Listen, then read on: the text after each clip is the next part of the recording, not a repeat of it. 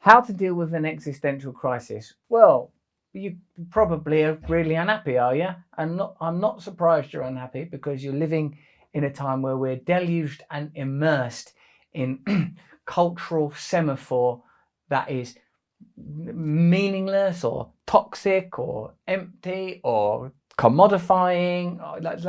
We don't have integral, visceral experiences of our own nature. We've become disconnected from ourselves. I don't know anymore where this began. Was it the advent of capitalism, or was it the creation of language? Somewhere deep within us, a decision was made to live within aspects of our nature that are not beneficial. And the more the systemic ripples echo outward, it seems the more corrupt they become.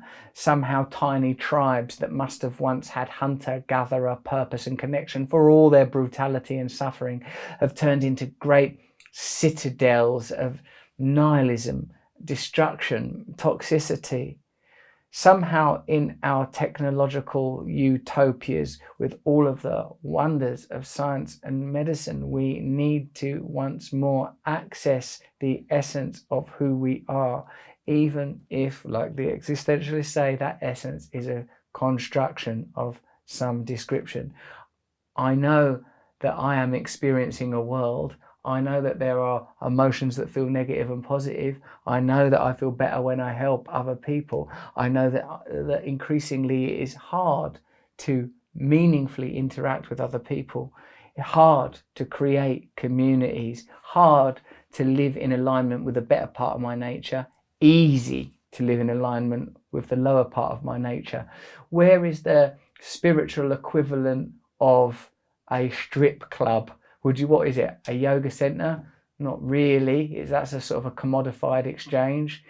All spiritual pursuits, or the majority of spiritual pursuits, practiced now in isolation. Religious orthodoxy suffered from the process of long institutionalization, colonialism, culture wars. How do we build more spiritual systems and by spiritual systems, I mean systems that are a reflection of who we are as individuals. And I know as individuals we are different, but really what that comes down to, if you ask me, is that for all our differences, we need to be individually free, but collaborative, cooperative. We ain't as different as many political positions or sociological positions that are popularized would have us believe. You could be nominally on the right of the spectrum, or way on the anarcho-syndicalist, not left, wherever anarcho-syndicalism is, and still really be most affected by your emotional nature. For me, the route to some kind of personal and social and global utopia must be through the spiritual. It must be through transcendence of the construct of the self, through the emergence of a new form of identity that is beyond individual identity, new ways of creating systems based on what we share in common. The old ideas are going to have to die, in my view. The old ideas, the great creaking and concrete institutions that control and constrict us. You're having an existential crisis because you've been turned into a consumer of commodities, and therefore essentially you are an agency, an agent of commodification, a participant in economics and ideological systems that can't interface with you as an individual, not designed to.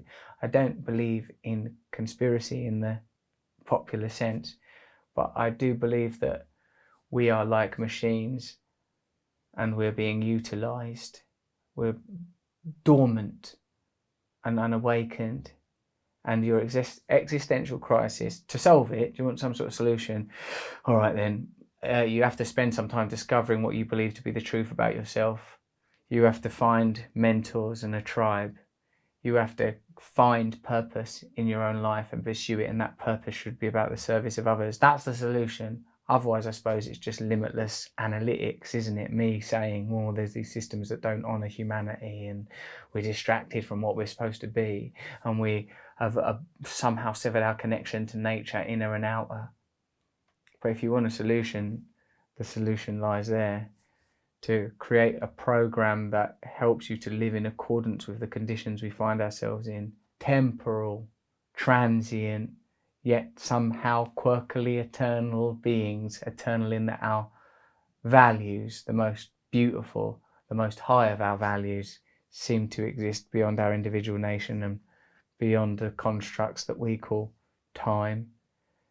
So get beyond the temporal through meditation, get beyond the individual through service, get beyond the separation through community, in whatever form you want.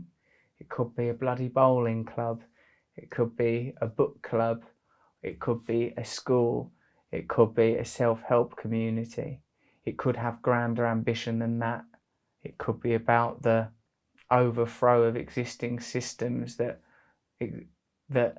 operate on a national or even transnational level.